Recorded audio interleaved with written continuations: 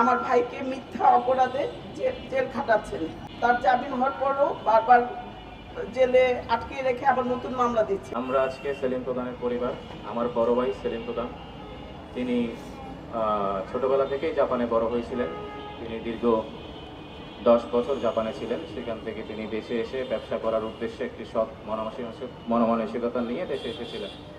এরপর থেকে তার সাথে একের পর এক যেই ধরনের অন্যায়গুলো হয়ে যাচ্ছে, তার কিছু মানবিক এবং জনকল্যাণমূলক কর্মকাণ্ডকে কেন্দ্র করে তিনি সবসময় চাঁদাবাজির বিরুদ্ধে, তিনি সবসময় সন্ত্রাসের বিরুদ্ধে সোচ্চার ছিলেন এবং সেইখান থেকে তার সাথে কিছু ব্যবসায়িক দ্বন্দ্বে জড়িয়ে ব্যবসায়িক তার প্রতিষ্ঠানগুলো, তার জায়গা সম্পত্তিগুলো দখল করার জন্য ব্যবসায়িক দ্বন্দ্ব থেকে তার সাথে এক ধরনের একটা শত্রুতা শুরু হয় একটি কুচক্রী মহলের, এবং সেইখান থেকে তাকে সবসময় তার ইমেজটাকে নষ্ট করার জন্য এরা উঠে পড়ে লাগে এবং কিছু গণমাধ্যম এবং বিভিন্ন জায়গায় তার বক্তব্যকে বিভিন্নভাবে ভুলভাবে উপস্থাপন করে তাকে একটা নেগেটিভ ইমেজ তাকে তৈরি করা হয়।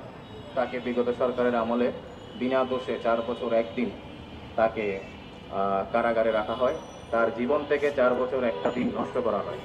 এরপরে সে সেখান থেকে বের হয়ে আবার ব্যবসায় মনোযোগ দেয়, সে নতুনভাবে ব্যবসা করবে। সেখানেও তার সাথে আবার শত্রুতা করে তাকে এখন একের পর এক মামলা দিয়ে তার কারাগারে রাখার একটা প্রয়াস চেষ্টা চলছে। তিনি মামলায় জামিন হয়, কিন্তু আবার তাকে পুনরায় সুনেরেস দেখিয়ে মামলায় তাকে আটকে রাখা হয়। আমরা পরিবার, আমাদের আর জায়গা যাওয়ার কোথাও জায়গা নাই। আমরা সমস্ত জায়গায় গিয়েছি, আমরা অনেক ক্লান্ত। এখন আমাদের আর আমাদের কারো প্রতি আর কারো কোনো অভিযোগ আমরা রাখবো না। আমরা চাই একটা সুষ্ঠু ন্যায় বিচার। উনি বাংলাদেশ সংবিধানের 31 এবং 32 নম্বর অনুচ্ছেদ অনুযায়ী প্রত্যেকটা নাগরিক বাংলাদেশের আইনের সুশাসন পাওয়ার অধিকার রাখে। তারা আইনের অধিকার গণতান্ত্রিক বাংলাদেশে প্রত্যেকটা নাগরিক পায়। আইনের সুশাসন প্রতিষ্ঠা অধিকার প্রত্যেকটা নাগরিকের আছে, কিন্তু এই ক্ষেত্রে সেলিম প্রধান ব্যতিক্রম। তিনি কোনো আইনের কোনো ন্যায় বিচার এবং কোথাও তিনি কোনোভাবে, ওনার জন্য আইন থেমে গেছে যেটা বলতে গেলে আমরা এটা উপলব্ধি করছি।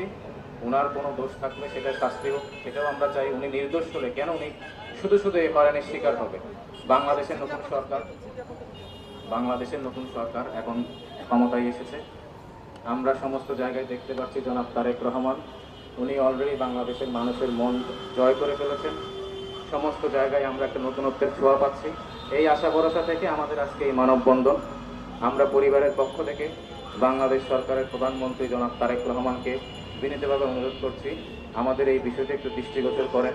আমাদের বাড়িঘর ভেঙে ফেলেছে এবং আমাদের ছোট ছোট বাচ্চাগুলি, বিদেশি বাচ্চাগুলি খুব কান্না করে ভয় পাচ্ছিলেন। আমাদের বাড়িতে প্রচুর আগুন দিয়ে তারা নিক্ষেপ করেছেন, জ্বালিয়ে পুড়িয়ে দিয়েছেন এবং আবারও এবার 5 আগস্টের পর আবারও আমাদের বাড়িতে হামলা করেছেন এবং আমার ভাইকে মিথ্যা অপরাধে জেল খাটাচ্ছেন।